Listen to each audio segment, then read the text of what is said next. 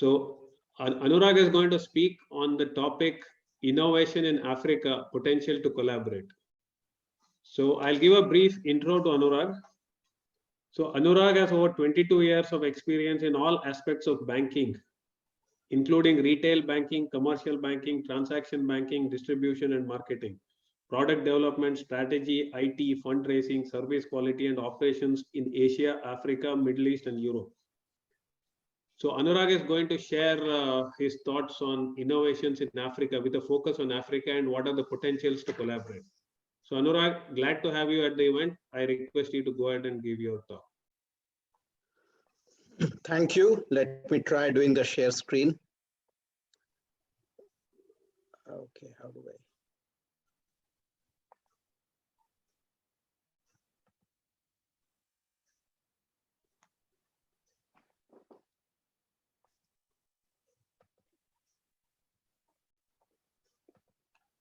Can you see something? No.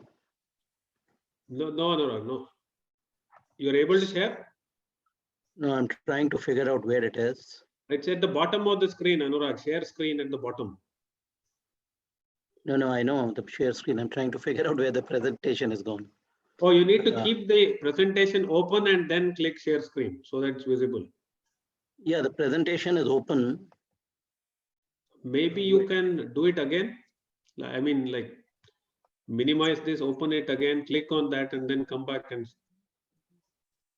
1 second. Give me a second. Huh? Sure.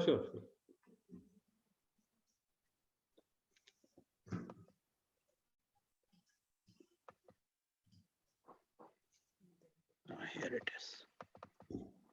Okay, can you see it now? Yes, Anurag, yes.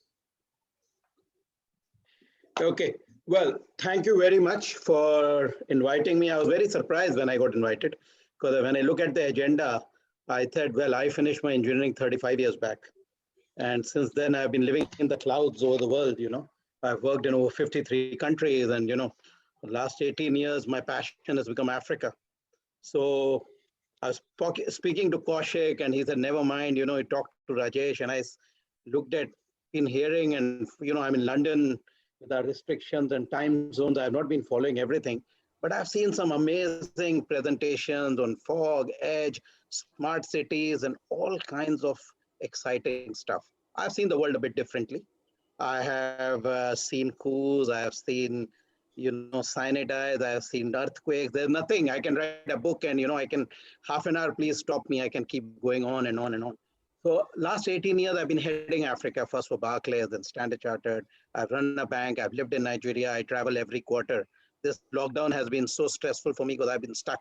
I've not been to Africa. So as you can see, I've been across. So now I also sit on the board of technology companies. I understand a bit of the acronyms, AI, ML, NO, IoT, etc. But my focus is on how do I make this technology help problems of humanity. I was asked to make a video. When I made a video, then I read IEE, I realized the whole concept and vision of IEE is to use technology to solve problems of humanity. And I felt that is an area where I could help connect. So I want to take people to a journey to Africa. Everybody has some idea of Africa. I know Kaushik has lived there. A lot of you have some idea of Africa. How big is Africa? See the slide. If I physically drag in whole of America, China, India, Western Europe, Japan, Africa has still got space left. Now that could be interesting to a lot of people. So we have 1 billion people, more than 1 billion. We have over 1,000 languages and Africa is over 53 countries, 54 to be precise. So whenever anybody talks of Africa, it's not South Africa, it's not Nigeria, it's so many different countries, different dialects. A lot of people, Airtel came to Africa, initially struggled. Now they've understood a local strategy in each country. So Africa has its own challenges and how Africa is surviving, managing is something which I want to share. Another statistics, and this is an old slide. I'm sure things have changed. We think of India and China as the big two populated countries, right? And Africa has more cities with over 1 million population than Europe, whole of Europe, and even India and China.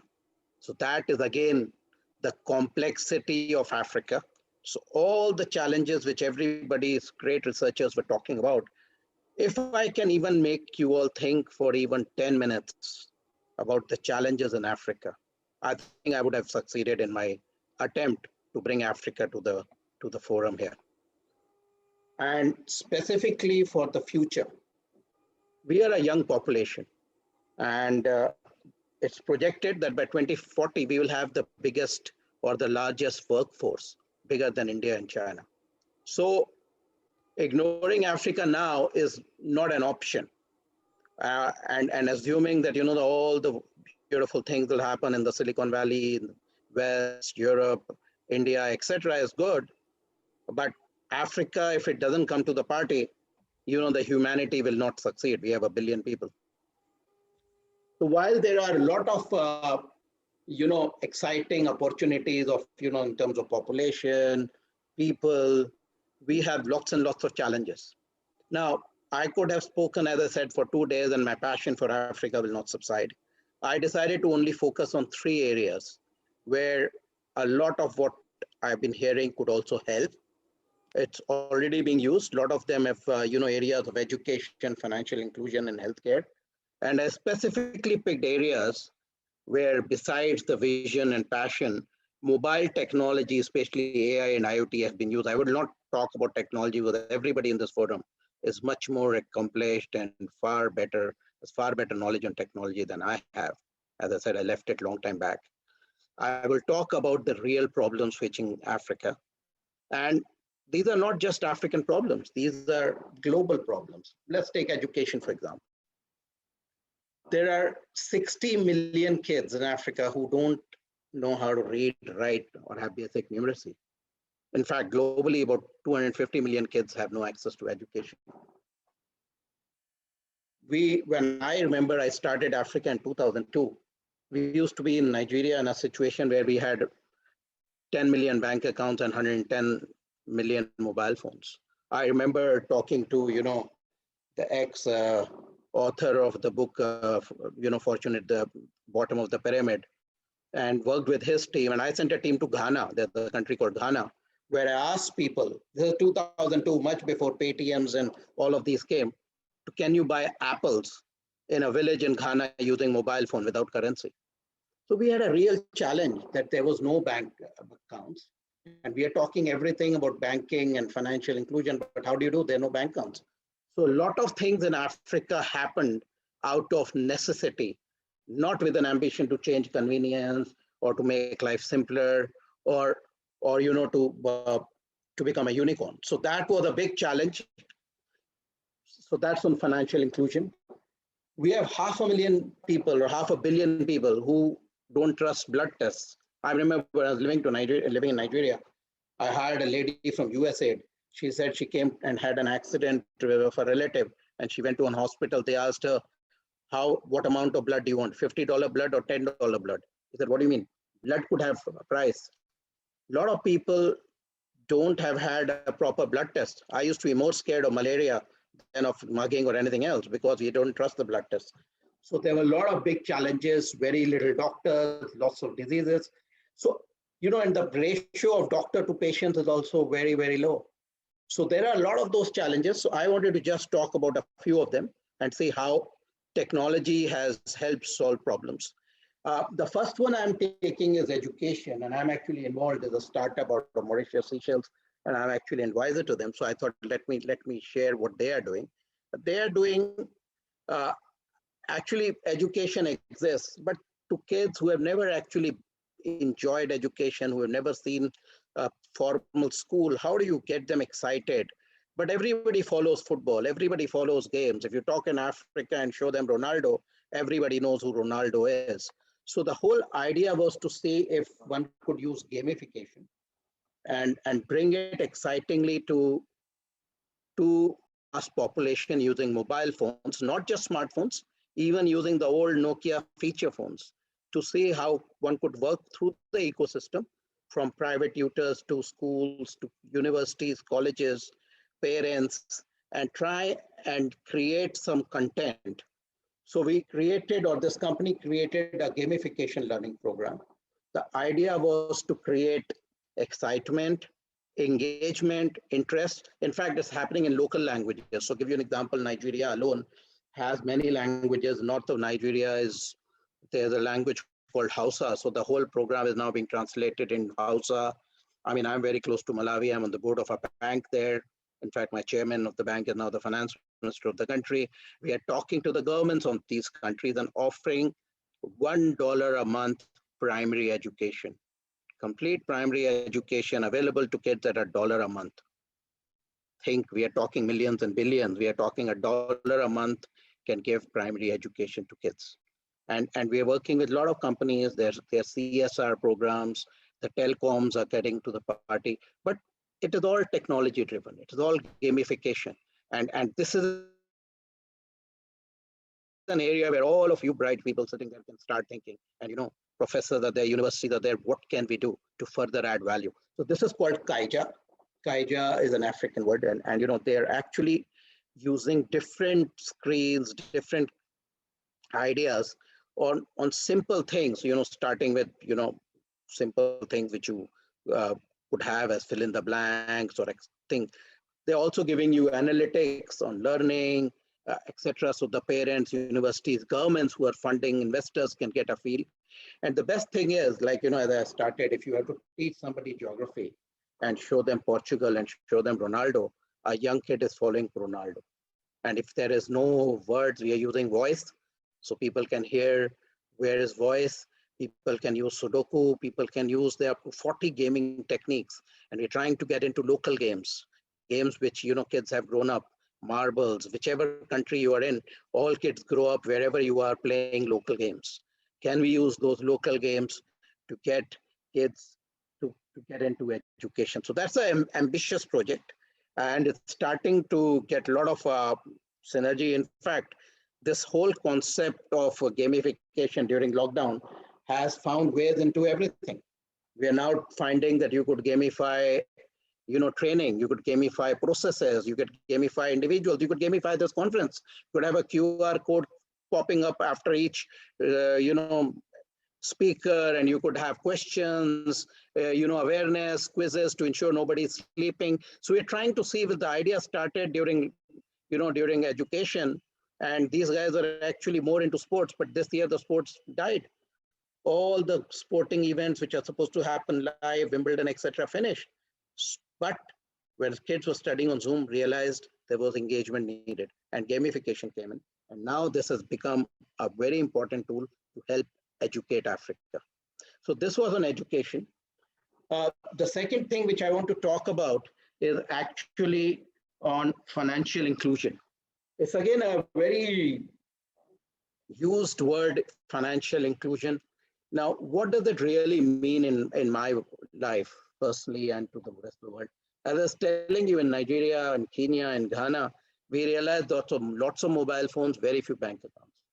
Now, if you are a bank CEO, and I have headed the continent for Africa, etc., what do? You have got the same number of customers. How do you grow, and how do you get everybody into the system? And what we realized was that there was an opportunity to engage mobile phones. So M-Pesa, which I'm sure many of you heard, started in 2007, much before the Paytms of the world, as a mobile peer-to-peer money transfer. It got to a stage where you could actually transfer. I've been to the safari at Masai Mara. The tribals there were sending money to each other on mobile phone. There was no physical money. They actually created a mobile digital currency, literally. And you had M-Pesa centers where you could walk in, like the ATMs of today. There was no Visa, MasterCard connected to that. You could take your M-Pesa account, phone and get cash, and you could transfer money. It started like that in 2007. And as of April this year, Visa has partnered with them to create a globally accessible payment platform. It has more transactions in a day, in a month, than Western Union has in the whole year. So that is how big this has become. It's created an ecosystem of transfer. Initially started, as I said, with peer-to-peer transfer. Then the banking system got involved. The regulators got involved. All banks use this to So basically, every mobile phone became a bank account. And through that, all banks started giving products. Today, the entire microfinance revolution on microcredit, etc., is starting to happen through M-Pesa. So what started as a problem of less than 30% people being bankable has now gone to 75% of people who have access to some kind of financial, credit through M-Pesa. This is the kind of technology which takes people out from where they are to become part of the system. And this is what is an example how great technology, all the conference, panelists and speakers have talked about, can solve a real problem for humanity. It got exported to so many countries in Africa. I'm told it's getting to other parts of the world where there are similar challenges. And it was a big Kenyan innovation, which has become a very powerful thing. Started with a telecom company in a partnership with the bank. Regulatory help happened and it progressed. I am conscious of the time, so I'll speed through it. The second is in the space of healthcare. Third, I would say, education, this, and healthcare. Now, there's one company called Elara Health, which actually used AI-backed healthcare solutions where you could do blood tests, you could have video consultations with doctors, and during COVID, it has come in very, very useful, where Elara Health has actually solved lots of problems using AI for diagnostics. And it's very important aspect of this is the cost is very less. And the medical records, data, everything is stored. And guess what? Just a few months back, it received $1 million grant from Bill and Melinda Gates Foundation. So in Africa, $1 million grant becomes a special news. In countries like India, US, you keep hearing unicorns with valuations of billions of dollars and there's nothing great. We are happy with a few $1 million. That can change lives, that can save lives, that can make our kids, educated. And that is where I wanted to bring a little bit of interest in Africa. If all of you with your research projects and exciting can have one project on Africa and take up a problem, I'm personally happy to connect anybody who wants to think or do anything in Africa. I'm myself involved in many countries on various boards. I'm also in the technology side, healthcare, banking, financial inclusion, NGO. So I wear many hats. I also hire people. If any of you want jobs in Africa, talk to me. I'm right now hiring from IITs and IIMs in India, in Africa, as well as from in the UK and the West. I just hired somebody from Harvard Business School to work in Nigeria as a CEO. So Africa is for the brave, not for the faint-hearted, but that's the future. Now, what M-Pesa and all this did, it also created more opportunities, innovation in other areas. While researching a little bit about this conference, I realized now agri-tech has become popular. You're having even, I saw an app where somebody is actually telling farmers when the cow will have a gestation period. It's called a M-cow or I-cow or something. So you are actually bringing real technology and real innovation to help, live information to the farmers. It's just unbelievable what a little spark can do. Today, there are so many startups happening all over Nigeria, Kenya, Ghana. And I met this founder of another interesting startup in my recent talk in Mauritius, and it's M-Post. Now, can you imagine, think of how many people do you know who live in villages or wherever who don't have a post office, who don't get Christmas presents because they can't go to Flipkart or Amazon and order because there's no postal address. In Kenya alone, out of 40 million people, there are only 400,000 postal addresses. What do? You can have all the right products. So this company, M-Post, actually collaborated with the post offices and created an address for everyone. They made every mobile phone an address. And now, suddenly, so many more people have come to the what I call legal inclusion. These people had no records, no identification. For doing any identification, proof of address. There's no address.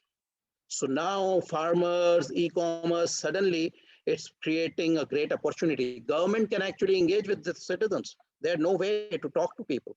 So this is considered one of the other next exciting, innovation after M-Pesa. So as I said, I just picked up 4 or 5. I can talk about 100. So the whole idea is Africa is the future. Now, there's a very old slide, but still talks of the size. You know, that we are talking of a big global economy. Our currencies keep fluctuating because of the oil prices and the macro world. So don't worry about the dollars and the trillions. The size, important is that the size is big. And this economy is going to get bigger and bigger and bigger. When I talk of Africa, and when I first went to Nigeria, there was one 5-star. Today there are 50. So when I talk about Africa, I say in absolute terms, we have a problem. In relative terms, we have made most progress than any other part of the world, because we can see lots of startups, lots of new people, exciting stuff happening. So if I were to, try and conclude soon, is that if we started, when I started my journey in Africa in 2002, we were very meek, we were very clear. Now we have become an Africa tiger. And in our African tiger way, what I mean is we are going to succeed. And I would like to succeed with all of you. I would like to see how, we, along with IEE, other partners here, investors, partners can all come together and solve the problems of Africa. Africa, as I repeat again, is many countries. We have Anglophone Africa, which is English speaking. We have Francophone, which is the French speaking. We have Portuguese speaking. So we have lots of challenges. But the good news is our governance is improving. I have been very associated with sports. Some of you who follow sport, I used to give awards at the Sharjah cricket 20 years back. I was actually at the Football World Cup in South Africa in 2010. And when the opening ceremony happened, it inspired me. That is the day I said, wow, if we in Africa want to do anything, we can do it very well. And I asked a lot of people across the continent, I am networked, what prevents Africa from succeed?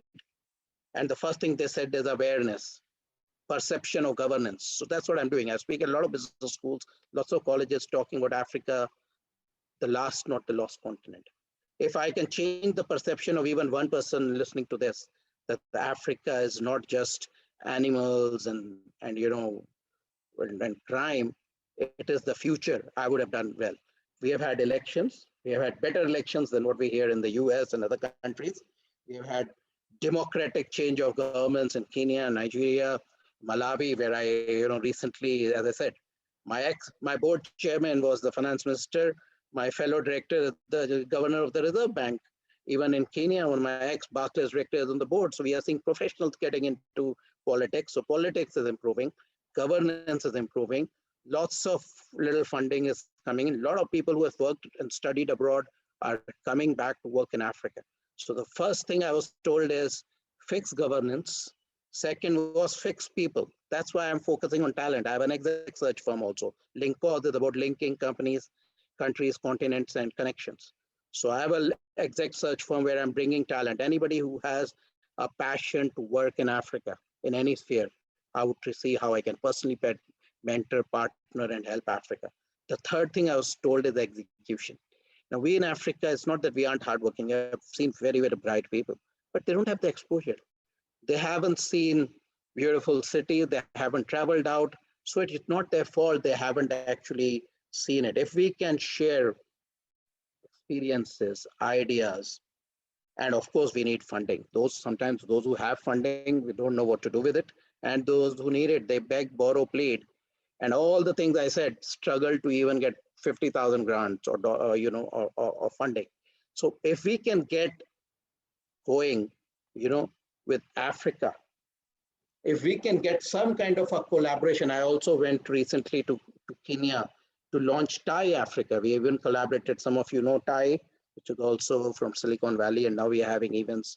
In Silicon Valley, I was talking to a professor from Westminster University. He has gone and set up a NGO in Rwanda called Shibuka, and he has been asking me to get involved. I said, "What do you do?" He said, "During pandemic, SMEs have died, so he has just created a startup to see how we can use basic technology to get small SMEs in Rwanda to get on, start earning some wages, because there's nothing with trade dying down, with people scared of, in Africa, the pandemic hasn't hit us so badly, but the fear is very high because there are no hospitals which have so many beds. In one city, I heard there are 4 ventilators. So that is the real challenges, that how We have a continent with the largest workforce with so many resources, but we don't have many things. So I would like to conclude at this note that, if we can get any one of you, I have my next slide, or which will have my email address as well. If any of you want any more information, any more ideas, funding, very, very interested. If you have university projects, if you can encourage students to do projects, I have some professor friends from University of Florida, etc., who want to do projects in some parts of Africa. I'm personally happy to help, guide. If you want to mentor some startups, if you want some partnerships, please, we will be able to get you things. And at the end of the day, we need blessings from all of you. So thank you very much. I'm living in London. We are locked down, so stay safe and succeed. Thank you.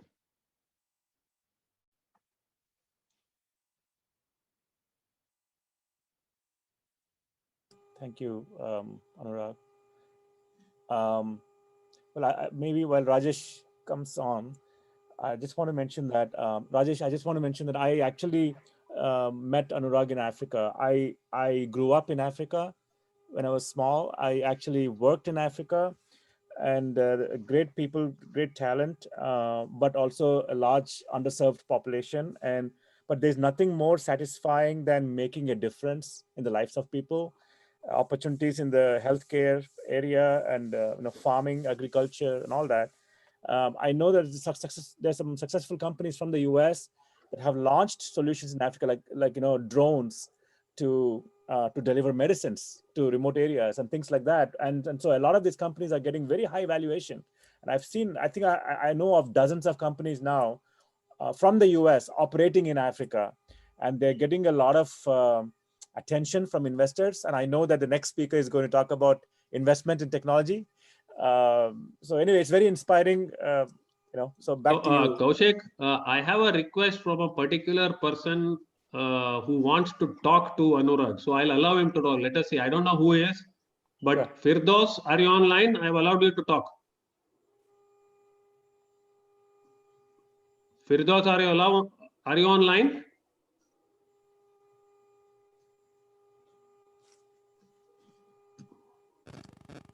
Firdaus, are you online? If you are, you can go ahead and ask the question you want to Anurag.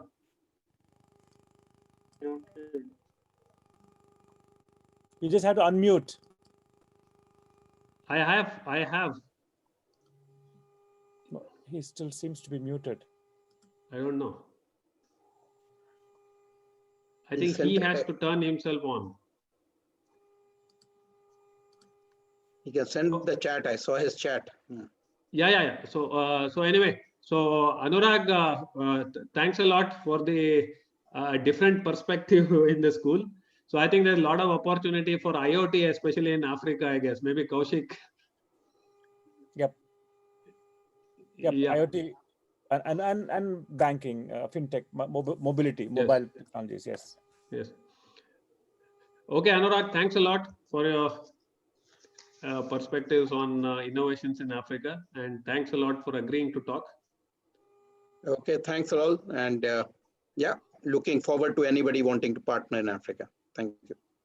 Yeah. Sure.